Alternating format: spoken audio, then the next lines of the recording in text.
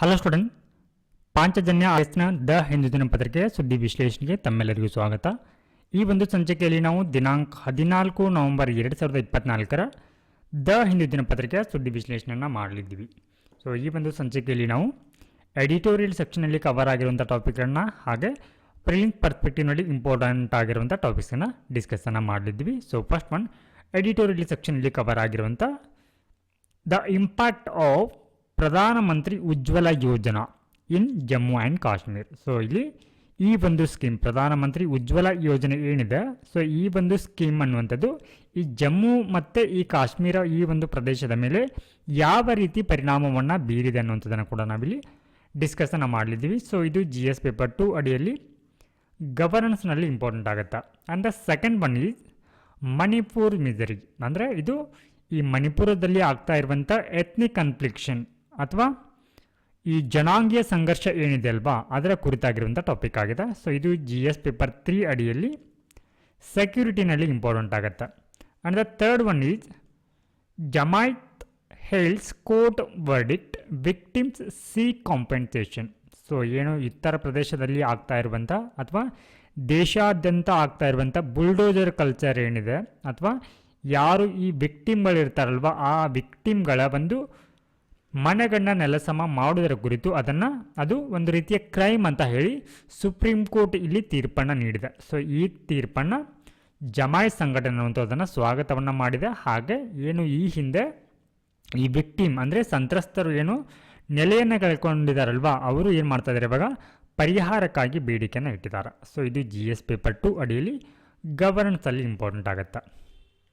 And then prelims ಪರ್ಸ್ಪೆಕ್ಟಿವ್ನಲ್ಲಿ important ಆಗಿರುವಂಥ ಟಾಪಿಕ್ಸ್ಗಳ ಬಗ್ಗೆ ನೋಡೋಣ. So first one is Shettihalli wildlife sanctuary ಅನ್ನುವಂಥದ್ದು. Second one mount Lewotobi rubber plantation. And the next one is project Shauryagatha ಅನ್ನುವಂಥ ಟಾಪಿಕ್ಸನ್ನು ಕೂಡ ನಾವಿಲ್ಲಿ ಡಿಸ್ಕಸ್ಸನ್ನು ಮಾಡಲಿದ್ದೀವಿ. So first one is so editorial ಸೆಕ್ಷನಲ್ಲಿ ಕವರ್ ಆಗಿರುವಂಥ ಈ ಒಂದು ಟಾಪಿಕ್ ಬಗ್ಗೆ ನೋಡೋಣ. ದ ಇಂಪ್ಯಾಕ್ಟ್ ಆಫ್ ಪ್ರಧಾನಮಂತ್ರಿ ಉಜ್ವಲ ಯೋಜನಾ ಇನ್ ಜಮ್ಮು ಆ್ಯಂಡ್ ಕಾಶ್ಮೀರ್. ಸೊ ಈ ಒಂದು ಆರ್ಟಿಕಲಲ್ಲಿ ನಾವು ಏನೆಲ್ಲ ಆ ಒಂದು ಅಂಶಗಳನ್ನು ನೋಡಲಿದ್ದೀವಿ ಅಂತಂದರೆ, so first one is what is the ಪ್ರಧಾನಮಂತ್ರಿ ಉಜ್ವಲ ಯೋಜನಾ, ಏನು ಈ ಯೋಜನೆ, ಈ ಒಂದು ಯೋಜನೆ ಉದ್ದೇಶ ಏನಾಗಿದೆ ಅನ್ನುವಂಥದ್ದನ್ನು ಸೊ ಇಲ್ಲಿ ನೋಡಲಿದ್ದೀವಿ. ಹಾಗೆ ವಾಟ್ ಆರ್ ದ ಸೊ ಇಲ್ಲಿ ಇಂಪ್ಲಿಕೇಶನ್ ಏನಾಗತ್ತೆ, ಸೊ ಈ ಒಂದು ಯೋಜನೆ ಇಂಪ್ಲಿಕೇಶನ್ ಈ ಜಮ್ಮು ಮತ್ತು ಈ ಕಾಶ್ಮೀರ ರೀಜನಲ್ಲಿ ಯಾವ ರೀತಿ ಆಗಿದೆ ಅನ್ನೋದನ್ನು ಕೂಡ ನಾವಿಲ್ಲಿ ಡಿಸ್ಕಸ್ಸನ್ನು ಮಾಡಲಿದ್ದೀವಿ. ಹಾಗೆ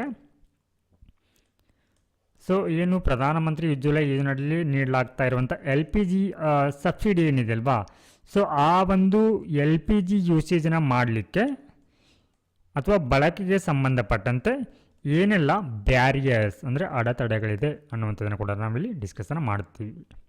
ಅಡೆತಡೆಗಳು. Then next one health benefits, ಅಂದರೆ ಈ ಒಂದು ಯೋಜನೆಯಿಂದ ಆಗಿರುವಂಥ ಆರೋಗ್ಯಕರ ಒಂದು ಅನುಕೂಲಗಳನ್ನ ಕೂಡ ನಾವಿಲ್ಲಿ ಡಿಸ್ಕಸ್ಸನ್ನು ಮಾಡಲಿದ್ವಿ. ಎಸ್, ಸೊ ಈ ಒಂದು ಆರ್ಟಿಕಲಲ್ಲಿ ಏನೆಲ್ಲ ಅಂಶಗಳನ್ನ ಕೊಟ್ಟಿದ್ದಾರೆ ಅಂತಂದರೆ, ಸೊ ಇಲ್ಲಿ ಏನು ಈ ಪ್ರಧಾನಮಂತ್ರಿ ಉಜ್ವಲ ಯೋಜನಾ ಏನಿದೆ ಈ ಒಂದು ಸ್ಕೀಮ್ನಿಂದ ಆಗಿರುವಂಥ ಇಂಪ್ಯಾಕ್ಟ್ಸ್ ಅಂದರೆ ಜಮ್ಮು ಮತ್ತು ಕಾಶ್ಮೀರದಲ್ಲಿ ಆಗಿರುವಂಥ ಇಂಪ್ಯಾಕ್ಟ್ಸ್ಗಳ ಬಗ್ಗೆ ಕೊಟ್ಟಿದ್ದಾರೆ. ಸುಮಾರು 820 ಹೌಸ್ಹೋಲ್ಡನ್ನು ಇಲ್ಲಿ ಸರ್ವೆನ ಮಾಡಿದ್ದಾರೆ, ಹೌಸ್ ಹೋಲ್ಡ್ ಸರ್ವೆ. ಸೊ ಈ ಒಂದು ಸರ್ವೆಯ ಪ್ರಕಾರ ಏನಾಗಿದೆ, ಸೊ ಇಲ್ಲಿ ಯಾವ ರೀತಿ ಪರಿಣಾಮವನ್ನು ಬೀರಿದೆ, ಹಾಗೆ ಇಲ್ಲಿ LPG ಕನೆಕ್ಷನ್ಗೆ ಸಂಬಂಧಪಟ್ಟಂತೆ ಇರುವಂಥ ಸವಾಲುಗಳೇನು ಅನ್ನೋದರ ಕುರಿತು ಸೊ ಈ ಒಂದು ಆರ್ಟಿಕಲಲ್ಲಿ ಡಿಸ್ಕಸ್ಸನ್ನು ಮಾಡಿದ್ದಾರೆ. ಸೊ ಫಸ್ಟ್ ಒನ್ ಇವಾಗ ಈ ಒಂದು ಸರ್ವೆ ಏನು ಸಮೀಕ್ಷೆನ ನಡೆಸಿದಾರಲ್ವಾ ಆ ಸಮೀಕ್ಷೆ ಅಡಿಯಲ್ಲಿ ಇರುವಂಥ ಕೀ ಫೈಂಡಿಂಗ್ಸ್ ಏನು,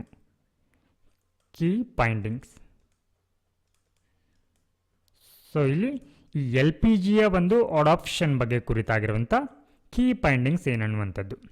S, so first one is yes, so ಇಲ್ಲಿ ಪ್ರಧಾನಮಂತ್ರಿ ಉಜ್ವಲ ಯೋಜನೆ ಅನ್ನುವಂಥದ್ದು ಸೊ ಇದು ಸಬ್ಸಿಡಿ ದರದಲ್ಲಿ LPG ಕನೆಕ್ಷನ್ ಕೊಡುತ್ತೆ. ಸಬ್ಸಿಡಿ ದರದಲ್ಲಿ LPG ಕನೆಕ್ಷನ್ನ ನೀಡುತ್ತೆ. ಹಾಗೆ ಇಲ್ಲಿಯವರೆಗೆ ಈ ಒಂದು ಯೋಜನೆಯ ಸಾಧನೆ ಏನಂತಂದರೆ, ಇಲ್ಲಿಯವರೆಗೆ ಸುಮಾರು 10.3 crore, ಸುಮಾರು 10 ಕೋಟಿ ಮನೆಗಳಿಗೆ ಇಲ್ಲಿ LPG ಸಂಪರ್ಕವನ್ನು ನೀಡಲಾಗಿದೆ. ಹಾಗೆ ಇದರ ಒಂದು ಪ್ರೈಮರಿ ಫೋಕಸ್ ಏನಾಗಿತ್ತು ಅಂತಂದರೆ, ಏನು ಈ ಹಿಂದೆ ಈ ಒಂದು cooking fuels, traditional cooking fuels ಅಂತಂದರೆ ಇಲ್ಲಿ ಕಟ್ಟಿಗೆಯನ್ನು ದಹನವನ್ನು ಮಾಡಿ ಏನು ಇಲ್ಲಿ ಅಡುಗೆಯನ್ನು ತಯಾರು ಮಾಡಲಾಗ್ತಾ ಇತ್ತಲ್ವಾ, ಅದರಿಂದ ಇದು ಮಹಿಳೆಯರ ಆರೋಗ್ಯದ ಮೇಲೆ ತುಂಬ ಒಂದು ಪರಿಣಾಮವನ್ನು ಬೀರ್ತಾ ಇತ್ತು ಟ್ರೆಡಿಷ್ನಲ್ ಕುಕ್ಕಿಂಗ್ ಫ್ಯೂಯಲ್ಸ್ ಅನ್ನುವಂಥದ್ದು. ಸೊ ಈ ರೀತಿ ಮಹಿಳೆಯರಿಗೆ ಆಗ್ತಾ ಇರುವಂಥ ಸಮಸ್ಯೆಗಳನ್ನ ಮನಗಂಡು ಸರ್ಕಾರ ಏನು ಮಾಡುತ್ತೆ, ಈ ಒಂದು ಯೋಜನೆಯನ್ನು ತರುತ್ತೆ. ಹಾಗೆ ಸೊ ಈ ಒಂದು ಪ್ರದೇಶದಲ್ಲಿ ಏನು ಈ ಒಂದು LPG ಅಡಾಪ್ಷನ್ನಿಂದ ಈ ಒಂದು ಗ್ರಾಮೀಣ ಭಾಗದ ಜಮ್ಮು ಮತ್ತು ಕಾಶ್ಮೀರ ರೀಜನಲ್ಲಿ ಯಾವ ರೀತಿ ಇಂಪ್ಯಾಕ್ಟ್ ಆಗಿದೆ ಅಂತಂದರೆ, ಸುಮಾರು ಇಲ್ಲಿಯವರೆಗೆ ಈ ಯೋಜನೆಯಿಂದ ಸುಮಾರು 85.7% ಮನೆಗಳಲ್ಲಿ LPG ಕನೆಕ್ಷನ್ನ ತೆಗೆದುಕೊಂಡಿದೆ. ಹಾಗೆ ಸೊ ಇದರಲ್ಲಿ ಏನು ಇಲ್ಲಿ ಜಮ್ಮು ಮತ್ತು ಕಾಶ್ಮೀರ ಜನಗಳಲ್ಲಿ ಪ್ರತಿಶತ 85%ನಷ್ಟು LPGಯನ್ನು ಬಳಕೆಯನ್ನು ಮಾಡ್ತಾ ಇದೆ. ಸೊ ಇದರಲ್ಲಿ 68%ನಷ್ಟು ಈ ಒಂದು ಯೋಜನೆಯಿಂದ ಈ LPG ಕನೆಕ್ಷನ್ನ ತೆಗೆದುಕೊಂಡಿರುವಂಥ ಪ್ರಧಾನಮಂತ್ರಿ ಉಜ್ವಲ ಯೋಜನೆಯಿಂದನೇ ಈ LPG ಕನೆಕ್ಷನ್ನ ತೆಗೆದುಕೊಂಡಿರುವಂಥದ್ದು. So next one, what are the main barriers to LPG usage. So ಇಲ್ಲಿ ಈ LPG ಯೂಸೇಜ್ಗೆ ಸಂಬಂಧಪಟ್ಟಂತೆ ಇರುವಂಥ ಅಡೆತಡೆಗಳೇನು, LPG ಯೂಸೇಜ್ ಅಥವಾ LPG ಯೂಸೇಜ್ ಅಥವಾ ಬಳಕೆಯ ಕುರಿತಂತೆ ಇರುವಂಥ ಅಡೆತಡೆಗಳು. ಸೊ ಫಸ್ಟ್ ಒನ್, ಆರ್ಥಿಕ ಅಡಚಣೆಗಳು.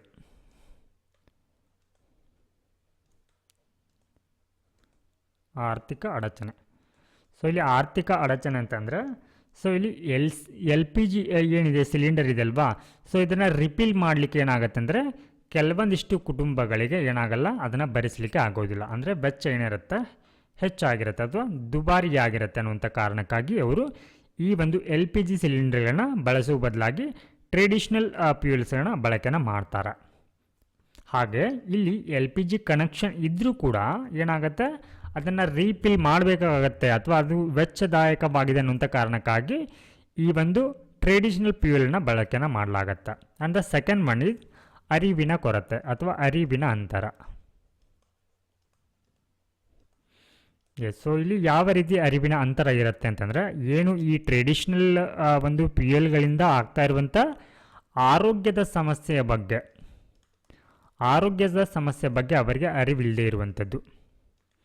ಸೊ ಇದು ಒಂದು ರೀಸನ್ ಆದರೆ. And the third one is infrastructure limitation, ಅಂದರೆ ಮೂಲ ಸೌಕರ್ಯಗಳ ಮಿತಿ.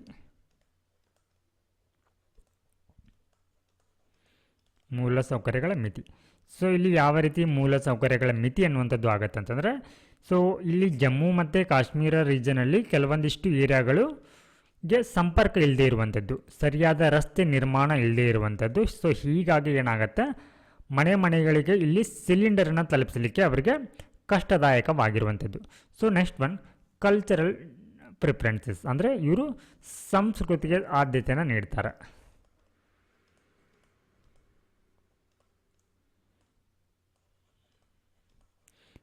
ಸೊ ಇಲ್ಲಿ ಸಾಂಪ್ರದಾಯಿಕವಾಗಿ ಇವರು ಏನು ಟ್ರೆಡಿಷ್ನಲ್ ಕುಕ್ಕಿಂಗ್ ಮೆಥಡನ್ನು ಫಾಲೋ ಮಾಡ್ಕೊಂಡು ಬಂದಿರ್ತಾರಲ್ವ, ಅದನ್ನೇ ಇವರು ಏನು ಮಾಡ್ತಾರೆ, ಅದಕ್ಕೆ ಹೆಚ್ಚಿನ ಒಂದು ಆದ್ಯತೆಯನ್ನು ನೀಡ್ತಾರೆ.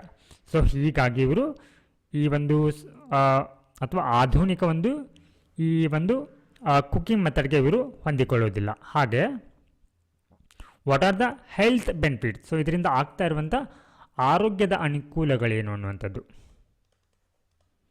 ಅಥವಾ ಆರೋಗ್ಯದ ಪ್ರಯೋಜನಗಳು. ಸೊ ಈ ಯೋಜನೆಯಿಂದ ಯಾವ ರೀತಿ ಇಲ್ಲಿ ಹೆಲ್ತ್ ರಿಲೇಟೆಡ್ ಬೆನಿಫಿಟ್ಸ್ ಆಗುತ್ತೆ ಅನ್ನುವಂಥದ್ದು. ಸೊ ಈ ಒಂದು ಸಮೀಕ್ಷೆಯ ಪ್ರಕಾರ ತಿಳಿದು ಬಂದಿರುವಂಥ ಒಂದು ಪ್ರಮುಖ ಅಂಶಗಳೇನಂತಂದರೆ, ಉಸಿರಾಟಕ್ಕೆ ಸಂಬಂಧಪಟ್ಟಂತೆ ಉಸಿರಾಟ ಸಂಬಂಧಿತ ಸುಧಾರಣೆ ಕೂಡ ಇಲ್ಲಿ ಆಗತ್ತೆ. ಉಸಿರಾಟಕ್ಕೆ ಸಂಬಂಧಿಸಿದಂತೆ.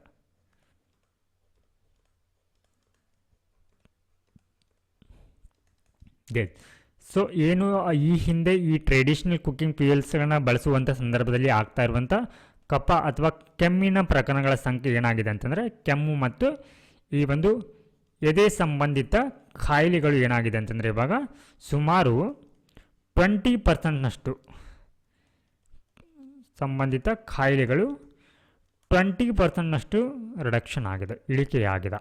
ಹಾಗೆ ಇನ್ನು ಐ ರಿಲೇಟೆಡ್ ಕಣ್ಣಿಗೆ ಸಂಬಂಧಪಟ್ಟಂತೆ ಏನು ಈ ಹಿಂದೆ ಈ ಒಂದು ಟ್ರೆಡಿಷನಲ್ ಕುಕ್ಕಿಂಗ್ ಫ್ಯೂಯಲನ್ನು ಯೂಸ್ ಮಾಡಿ ಬಳಸುವಂಥ ಸಂದರ್ಭದಲ್ಲಿ ಈ ಐ ಇರಿಟೇಷನ್ ಏನಾಗ್ತಾ ಇತ್ತಲ್ವ, ಆ ಒಂದು ಇನ್ಸಿಡೆಂಟ್ ಕೂಡ ಇಲ್ಲಿ ಕಡಿಮೆ ಆಗಿರುವಂಥದ್ದು. ಹಾಗೆ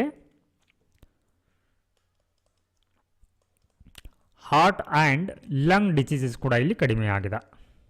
ಲಂಗ್ ಡಿಸೀಸಸ್. ಸೊ ಇದರೊಟ್ಟಿಗೆ ಜನರ ಒಂದು ಜೀವನ ಗುಣಮಟ್ಟವು ಕೂಡ ಇಲ್ಲಿ ಸುಧಾರಣೆ ಆಗಿರುವಂಥದ್ದು. ಜೀವನ ಮಟ್ಟ ಸುಧಾರಣೆ.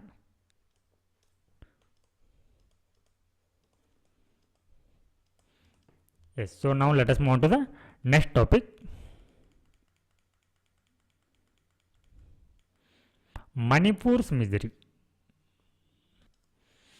ಎಸ್, ಸೊ ಈ ಒಂದು ಆರ್ಟಿಕಲಲ್ಲಿ ನಾವು ಪ್ರಮುಖವಾಗಿ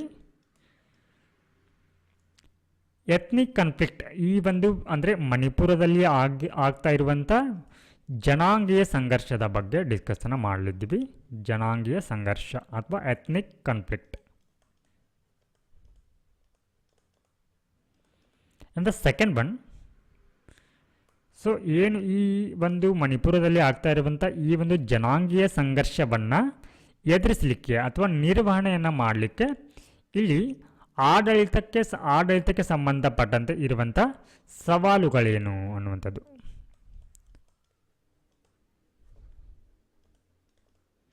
ಎಸ್, ಹಾಗೆ ಈ ಒಂದು ಆರ್ಟಿಕಲಲ್ಲಿ ಏನು ಈ ಸಂಘರ್ಷಕ್ಕೆ ಸಂಬಂಧಪಟ್ಟಂತೆ ಅಥವಾ ಸಂಘರ್ಷವನ್ನು ಶಮನಗೊಳಿಸಲಿಕ್ಕೆ ಯಾವೆಲ್ಲ ಒಂದು ಪರಿಹಾರಗಳನ್ನ ಸೊ ಈ ಒಂದು ಟಾಪಿಕಲ್ಲಿ ಅಥವಾ ಆರ್ಟಿಕಲಲ್ಲಿ ಡಿಸ್ಕಷನ್ ಮಾಡಿದ್ದಾರೆ ಅನ್ನುವಂಥದ್ದನ್ನು ಕೂಡ ನಾವಿಲ್ಲಿ ಡಿಸ್ಕಷನ್ ಮಾಡಲಿದ್ದೀವಿ.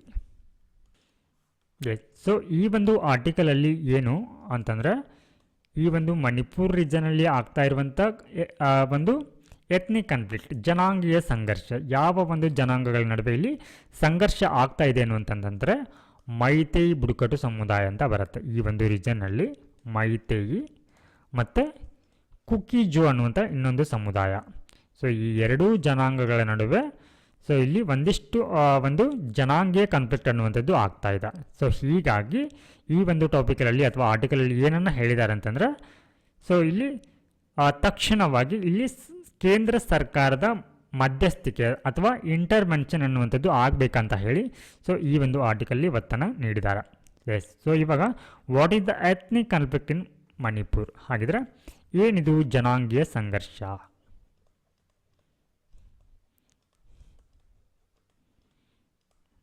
ಎಸ್, ಸೊ ಈ ಒಂದು ಮಣಿಪುರದ ಜಿಯೋಗ್ರಫಿಯನ್ನು ನೋಡೋದಾದರೆ ಮತ್ತು ಈ ಜನಸಂಖ್ಯೆ ಅಂದರೆ ಕುಕಿ ಮತ್ತು ಈ ಮೈತೇ ಜನಸಂಖ್ಯೆ ಅನ್ನುವಂಥದ್ದು ಎಷ್ಟು ಪ್ರಮಾಣದಲ್ಲಿದೆ, ಅವರು ಯಾವ ಒಂದು ರೀಜನಲ್ಲಿ ವಾಸವನ್ನು ಮಾಡ್ತಾರೆ ಅನ್ನುವಂಥದ್ದು ಜಿಯೋಗ್ರಫಿ ಆ್ಯಂಡ್ ಡೆಮೋಗ್ರಫಿ.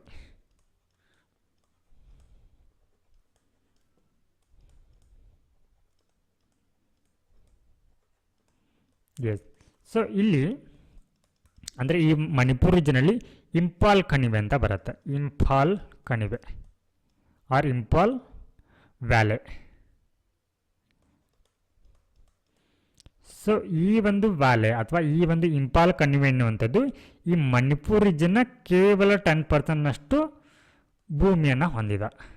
ಈ ಒಂದು ಕಣಿವೆ ಹೊಂದಿದ್ರು, ಆದರೆ ಈ ಒಂದು ರೀಜನಲ್ಲಿ ಏನು 10% ಇರುವಂಥ ಈ ಒಂದು ಇಂಪಾಲ್ ಕಣಿವೆಯಲ್ಲಿ 50% ಆಫ್ ದ ಪಾಪ್ಯುಲೇಷನ್, ಏನು ಈ ಮಣಿಪುರದ ಜನಸಂಖ್ಯೆಯ ಪ್ರತಿಶತ 53%ನಷ್ಟು ಆ ಜನಸಂಖ್ಯೆ ಇರುವಂಥದ್ದು ಈ ಮೈತೇಯಿ ಬುಡಕಟ್ಟು ಸಮುದಾಯ ಆಗಿರುತ್ತೆ. ಮೈತೇಯಿ. ಹಾಗೆ ಇಲ್ಲಿ ಇನ್ನು ಬೆಟ್ಟಗಾಡು ಪ್ರದೇಶಗಳ ಅಥವಾ ಹಿಲ್ ಏರಿಯಾ ಅಥವಾ ಹಿಲ್ಲಿ ರೀಜನ್ ಅಂತ ಬರುತ್ತೆ. ಹಿಲ್ ಏರಿಯಾ ಮಣಿಪುರದ ಈ ಒಂದು ಬೆಟ್ಟಗಾಡ ಪ್ರದೇಶ ಇರುವಂಥದ್ದು 90%ನಷ್ಟು ಇದೆ. ಈ ಒಂದು ಏರಿಯಾ ಜಿಯೋಗ್ರಫಿಕಲ್ ಏರಿಯಾ ಇರುವಂಥದ್ದು ಮಣಿಪುರದ 90%ನಷ್ಟು ಬೆಟ್ಟಗಾಡು ಪ್ರದೇಶಗಳು ಕಂಡುಬರುತ್ತೆ. ಸೊ ಈ ಒಂದು ರೀಜನಲ್ಲಿ 40% ಆಫ್ ದ ಪಾಪ್ಯುಲೇಷನ್, ಸೊ ಇಲ್ಲಿ 50% ಮೇಜಾರಿಟಿ ಇಲ್ಲಿ ಮೈಥಿಗಳು ಕಂಡುಬರ್ತಾರೆ. ಸೊ ನೆಕ್ಸ್ಟ್ 47%ನಷ್ಟು ಈ ಕುಕಿಜೋ ಜನಾಂಗ ಕಂಡುಬರುತ್ತೆ, ಕುಕಿಜೋ. ಮತ್ತು ಈ ನಾಗಾ ಪೀಪಲ್ಗಳು ಕಂಡುಬರ್ತಾರೆ. ಇನ್ನು ಈ ಒಂದು ಸಮುದಾಯಗಳ ಪೊಲಿಟಿಕಲ್ ರೀಪ್ರೆಸೆಂಟೇಷನ್ ಅಥವಾ ರಾಜಕೀಯ ಪ್ರಾತಿನಿಧ್ಯ ಬಗ್ಗೆ ನೋಡೋದಾದರೆ, ರಾಜಕೀಯ ಪ್ರಾತಿನಿಧ್ಯ. Yes. So first one is ಈ ಮೈಥೇಯಿ ಬುಡಕಟ್ಟು ಸಮುದಾಯ, ಮೈಥೇಯಿ. ಎಸ್. ಸೊ ಏನು ಈ ಒಂದು ಜನಾಂಗ ಇಲ್ಲಿ ಕಣಿವೆಗಳಲ್ಲಿ ಏನು ವಾಸವನ್ನು ಮಾಡ್ತಾ ಇದೆ. ಸೊ ಈ ಕಣಿವೆಯ ಜಿಲ್ಲೆಗಳಲ್ಲಿ ಪ್ರತಿಶತ 67 ರಿಪ್ರೆಸೆಂಟೇಷನ್ ಕಂಡುಬರುತ್ತೆ, 67% ಅಥವಾ 40 ಸೀಟ್ಗಳನ್ನ ಸೊ ಈ ಕಣಿವೆ ಜಿಲ್ಲೆಗಳಲ್ಲಿ ಇವರು ರಾಜಕೀಯವಾಗಿ ಪಡೆದುಕೊಂಡಿದ್ದಾರೆ. ಹಾಗೆ ಇನ್ನು ಕುಕಿ ಮತ್ತು ನಾಗಾ ಬುಡಕಟ್ಟು ಸಮುದಾಯ. ಸೊ ಇವರು ಈ ಒಂದು ಹಿಲ್ಲಿ ಅಥವಾ ಈ ಬೆಟ್ಟಗಾಡು ಅಥವಾ ಬೆಟ್ಟಗುಡ್ಡಗಳ ಈ ಒಂದು ಜಿಲ್ಲೆಗಳಲ್ಲಿ ಸುಮಾರು 33% ಕಂಡುಬರುತ್ತೆ, ಅಂದರೆ 23 ಸ್ಥಾನಗಳನ್ನ ಇವರು ಹೊಂದಿದ್ದಾರೆ. ಎಸ್. ಹಾಗಿದ್ರೆ ಇಲ್ಲಿ ಎರಡೂ ಜನಾಂಗಗಳು ಭಿನ್ನ ಭಿನ್ನವಾದಂಥ ದೃಷ್ಟಿಕೋನಗಳನ್ನ ಹೊಂದಿದೆ. ಹಾಗಿದ್ರೆ ಸೊ ಫಸ್ಟ್ ಒನ್ ಇವಾಗ ಈ ಒಂದು ಮೈಥೇಯಿ ಸಮುದಾಯ ಅನ್ನುವಂಥದ್ದು ಯಾವ ರೀತಿ ದೃಷ್ಟಿಕೋನವನ್ನು ಹೊಂದಿದೆ ಅನ್ನುವಂಥದ್ದನ್ನು ನೋಡೋಣ. ಸೊ ಮೈಥೇಯಿ ಬುಡಕಟ್ಟು ಸಮುದಾಯ. ಎಸ್. ಸೊ ಈ ಒಂದು ಸಮುದಾಯ ಈ ಒಂದು ಮಣಿಪುರ ಜನರಲ್ಲಿ ಕಂಡುಬರುವಂಥದ್ದು 53% ಆಫ್ ದ ಪಾಪ್ಯುಲೇಷನ್ ಇದೆ ಜನಸಂಖ್ಯೆಯಲ್ಲಿ. ಹಾಗೆ ಇವರು ಈ ಒಂದು ಕಣಿವೆ ಪ್ರದೇಶಗಳಲ್ಲಿ ವಾಸವನ್ನು ಮಾಡ್ತಾರೆ, ಕಣಿವೆಗಳಲ್ಲಿ. ಹಾಗೆ ಸೊ ಇವರ ಒಂದು ಕನ್ಸರ್ನ್ ಇರುವಂಥದ್ದು ಏನು, ಇವರು ಯಾವುದಕ್ಕೆ ಇಲ್ಲಿ ಭಯವನ್ನು ಪಡ್ತಾ ಇದ್ದಾರೆ ಅಂತಂದರೆ, ಇಲ್ಲಿ ಅಕ್ರಮ ಒಂದು ವಲಸಿಗರ ವಿರುದ್ಧ, ಅಕ್ರಮ ವಲಸೆ ಮತ್ತು ಅಲ್ಲಿನ ಜನಸಂಖ್ಯೆ ಮೇಲೆ ಏನಾಗುತ್ತೆ ಈ ಒಂದು ವಲಸಿಗರು ಪರಿಣಾಮವನ್ನು ಬೀರ್ತಾರೆ ಅನ್ನುವಂಥದ್ದನ್ನು ಇವರು ಇಲ್ಲಿ ಅಪೋಜನ ಮಾಡ್ತಾ ಇದ್ದಾರೆ. ಹಾಗೆ ಸೊ ಈ ಒಂದು ಜನಾಂಗ ಈ ಶೆಡ್ಯೂಲ್ ಟ್ರೈಬ್ ಅನ್ನುವಂಥ ಸ್ಟೇಟಸನ್ನು ಪಡೀಲಿಕ್ಕೆ ಇಲ್ಲಿ ಡಿಮ್ಯಾಂಡನ್ನು ಮಾಡ್ತಾ ಇದೆ, ST ಸ್ಟೇಟಸ್.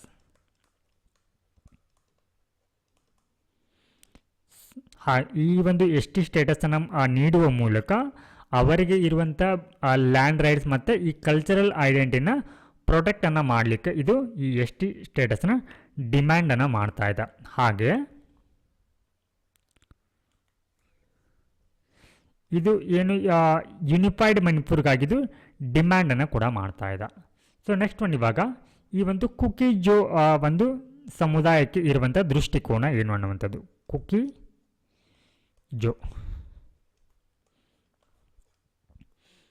ಎಸ್.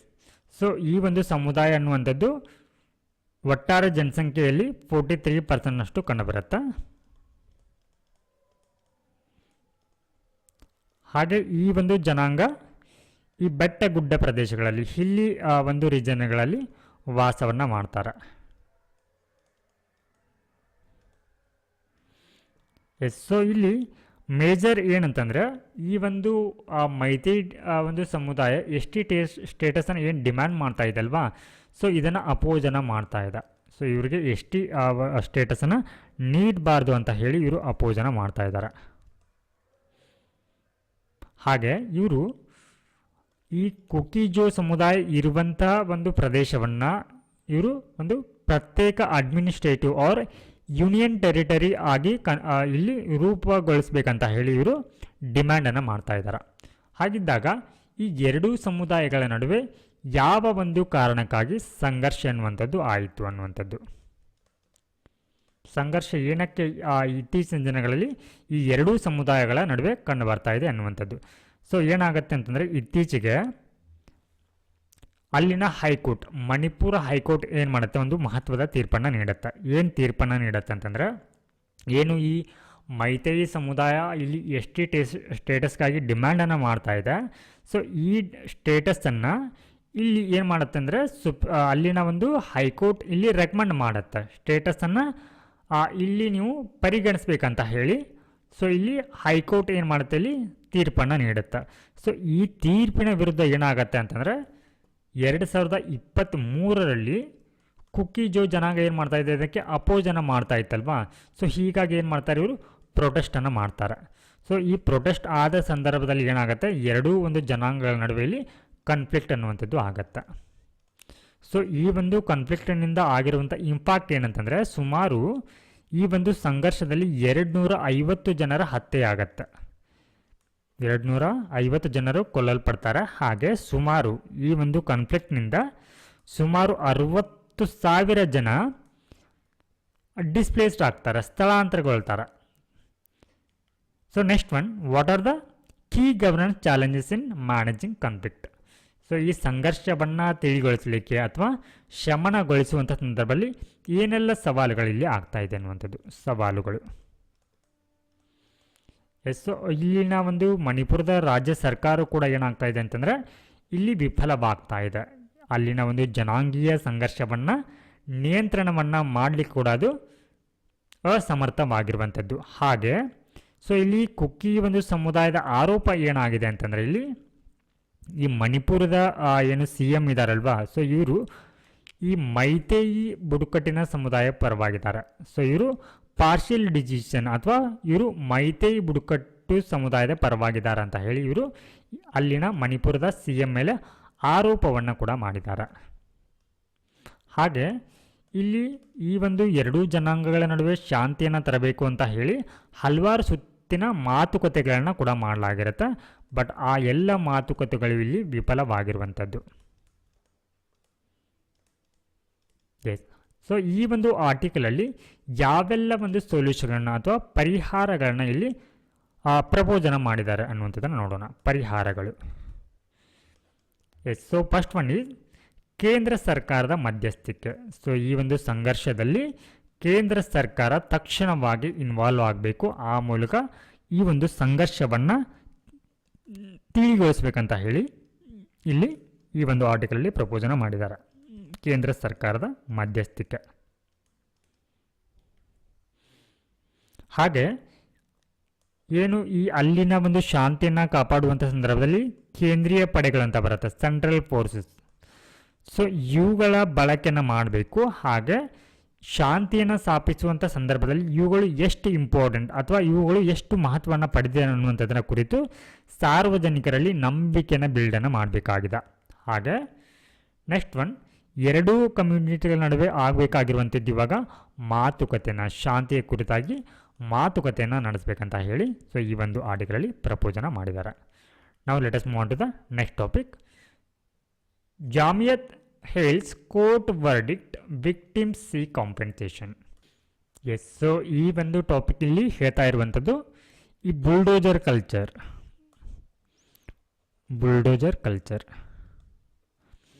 ಅಂದರೆ ಈ ಉತ್ತರ ಪ್ರದೇಶದಲ್ಲಿ ಏನಾಗ್ತಾ ಇತ್ತು ಅಂದರೆ, ಸಾಮಾನ್ಯವಾಗಿ ಯಾರಾದರೂ ಏನಾದರೂ ಈ ಒಂದು ಕ್ರಿಮಿನಲ್ ಆ್ಯಕ್ಟಿವಿಟಿಗಳಲ್ಲಿ ಇನ್ವಾಲ್ವ್ ಆಗಿದ್ದರೆ ಅಥವಾ ಸರ್ಕಾರಿಗೆ ಒಂದು ಆಸ್ತಿ ಪಾಸ್ತಿಗಳನ್ನ ಧ್ವಂಸವನ್ನು ಮಾಡ್ತಾಯಿದ್ರೆ, ಸಾರ್ವಜನಿಕರಿಗೆ ಏನಾದರೂ ತೊಂದರೆಯನ್ನು ನೀಡ್ತಾ ಇದ್ರೆ, ಸೊ ಅಲ್ಲಿ ಏನು ಮಾಡಲಾಗ್ತಾಯಿತ್ತು, ಈ ಒಂದು ಆರೋಪಿಗಳೇನಿರ್ತಾ ಇದ್ರಲ್ವಾ, ತಪ್ಪಿತಸ್ಥರ ಒಂದು ಮನೆಗಳನ್ನು ಈ ಬುಲ್ಡೋಜರ್ ಮುಖಾಂತರ ಅವುಗಳನ್ನ ನೆಲಸಮವನ್ನು ಮಾಡಲಾಗ್ತಾಯಿತ್ತು. ಸೊ ಈ ಒಂದು ಕಲ್ಚರ್ ವಿರುದ್ಧ ಇವಾಗ ಸುಪ್ರೀಂ ಕೋರ್ಟ್ ಏನು ಮಾಡಿದೆ ಅಂತಂದರೆ ಒಂದು ಮಹತ್ವದ ತೀರ್ಪನ್ನು ನೀಡಿದೆ. ಏನು ತೀರ್ಪು ಅಂತಂದರೆ, ಸೊ ಇಲ್ಲಿ ಬುಲ್ಡೋಜರ್ ಮೂಲಕ ಈ ಮನೆಗಳನ್ನ ನೆಲಸಮ ಮಾಡುವಂಥದ್ದು ಏನಾಗಿದೆ ಅಂತಂದರೆ ಇಲ್ಲಿಗಲ್ ಆಗಿದೆ, ಅಕ್ರಮವಾಗಿದೆ ಅಂತ ಹೇಳಿ ತೀರ್ಪನ್ನು ನೀಡಿದ. ಸೊ ಈ ಮೂಲಕ ಇಲ್ಲಿ ಈ ತಪ್ಪಿತಸ್ಥರಿಗೆ ಶಿಕ್ಷೆಯನ್ನು ನೀಡುವಂಥದ್ದು ಇಲ್ಲಿ ಕೋರ್ಟ್ಗಳಾಗಿರಬೇಕು ಹೊರತು ಸೊ ಇಲ್ಲಿ ಯಾವುದೇ ರೀತಿಯ ಒಂದು ಎಕ್ಸ್ಟ್ರಾ ಜುಡಿಷಿಯಲ್ ಪನಿಷ್ಮೆಂಟನ್ನು ತೆಗೆದುಕೊಳ್ಳುವ ಹಾಗಿಲ್ಲ ಅಂತ ಹೇಳಿ ಸುಪ್ರೀಂ ಕೋರ್ಟಲ್ಲಿ ಹೇಳಿರುವಂಥದ್ದು.